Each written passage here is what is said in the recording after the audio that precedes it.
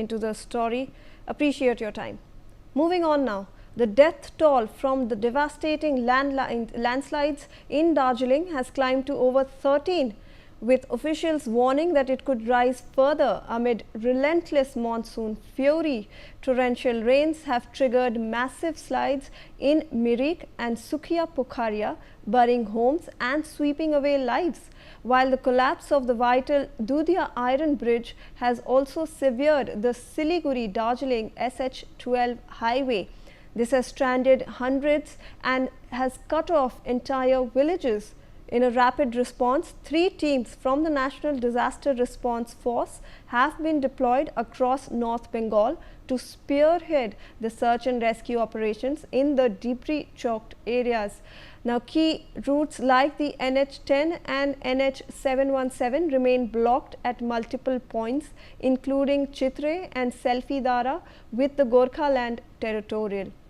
Joining me live on the broadcast is my colleague Nibir Deka, who is going to give us some more inputs and updates from the ground. Nibir, what more updates are coming from the ground? How many roads have been closed? There are some national and state highways that have completely cut off villages and essential roads. This is a terrible tragedy. 13 people have already lost their lives officially, and the NDRF has been deployed, and they are currently undergoing a rescue operation. But what is more important here is the kind of devastation that has caused, especially to the human lives. This is a time due to the Dashain. A lot of people are back home in those areas, especially in the Darjeeling Kalimpong area, and they were back home, and exactly during that time this incident happened, which means that there are a lot of people who were coming back, which has led to loss of lives. And the IMD has already given a red alert until October 6, and what we have also seen is how torrential rains have unleashed the destruction, especially in the Darjeeling and the Kalimpong area. And if you see in the Mirik area, where 6 people were found dead initially in the nearby villages such as the Vishnu Lal Gaon and the Ward number 3 Lake and Jasbir Gaon, all these are very tragic situation. The current focus of the government is to firstly rehabilitate and rescue those people who are stranded, and secondly it is also to firstly give them the first aid and the safety, because a lot of people were stranded, and the main priority now has been the rescue and rehabilitation, and after which they will take a call as to what main agenda has been to rescue and rehabilitate all those people who are stranded there. Right, Nibir. Thank you so much for those updates. Please stay on with us. I'll need your inputs on this next story. Prime Minister Narendra Modi has also expressed condolences for the loss of 13 lives in the catastrophic landslides and the collapse of the Dudya Iron Bridge on the Siliguri-Darjeeling SH12 highway. In a tweet moments ago, PM Modi has said, and I quote, "The situation in Darjeeling and the surrounding areas is being closely monitored in the wake of the heavy rains and landslides. We are committed to providing all possible assistance to those affected," unquote. Nibir, we have the Prime Minister in fact saying that he is also monitoring the situation on ground.